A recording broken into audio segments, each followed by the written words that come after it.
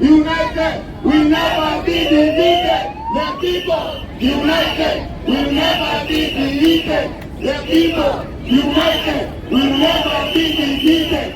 Status for all. Status. Status for all. Status for all. Status for all. The people united will never be defeated. The people united will never be defeated.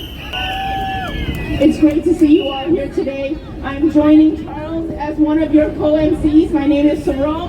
I'm with Migrant Workers Alliance for Change. So why are we here today? Status for all. This week, 9 cities across this country have hit the streets to take action, to speak up against racism and unite for status for all. That's 9 cities all the way from British Columbia to Charlottetown, PEI. We're going to speak out today against racism, against xenophobia. That's why you're here today, right? We are marching today because tomorrow Prime Minister Trudeau and politicians in this country are going to get back to work. And they have to know what their task is. Status for all. Prime Minister Trudeau must make a choice. Is it racism or is it regularization? And you know what the answer is, right? Regularization. You and I, all of us here, we know today that racism and xenophobia is being used by the super rich, by corporations, by corporate landlords, by grocery monopolies to divide and distract the working class. These are the same people who are making profit off of our affordability crisis. It's not migrants.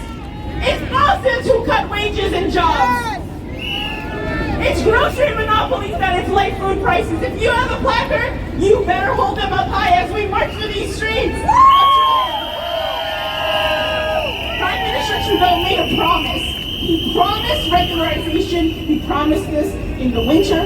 He promised this in the spring. He promised this in the summer, and it's about to be fall. Winter's coming, and what has changed? What's changed is that he's bowing to racism, but we will not let him. He must deliver on his promise for regularization for undocumented people and permanent resident status for all migrants in this country. And so we're going to welcome Crystal Sinclair, who is an organizer, an educator, and the co-founder of I Don't Know More Toronto, who is from Treaty 5 in Manitoba, which is going to talk to us. Everybody, status for all! And I'm originally from Treaty 5, Manitoba. My community is Fish River Cree Nation outside of Winnipeg, and I've made my Toronto my home for many years. I want to start with a land acknowledgement. Long before today, as we gather here, there have been Indigenous peoples who have been the stewards of this place.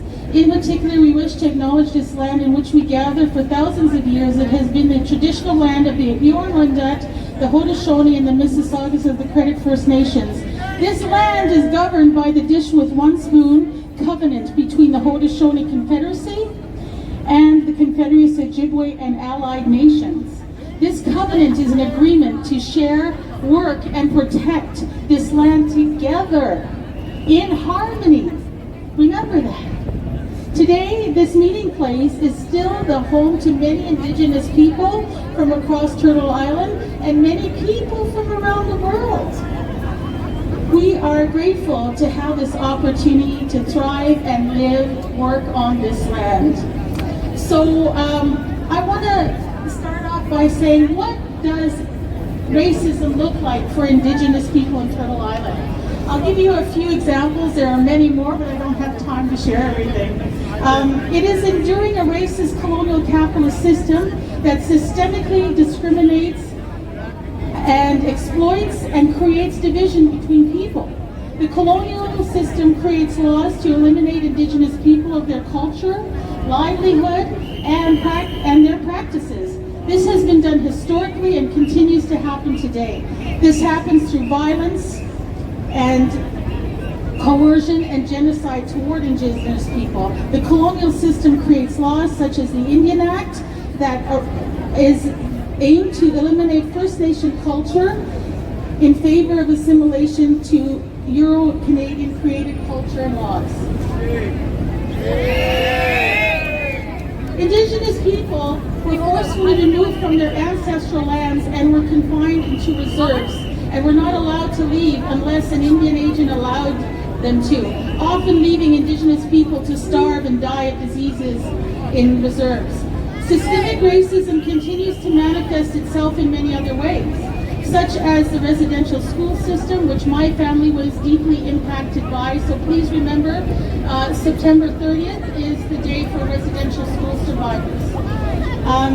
And then many children were removed from their families systemically and were placed into these institutions that were run by religious organizations. And the children were, and now they're uncovering graves of many children alongside these residential schools. Many children never made it home and suffered great abuse and were stripped of their culture.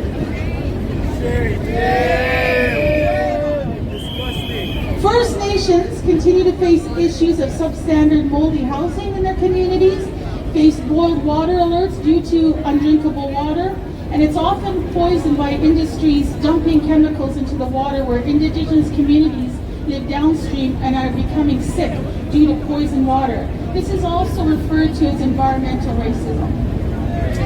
So one example that I'd like to bring forward is many of you are been handed a paper to go to a march for Grassy Narrows.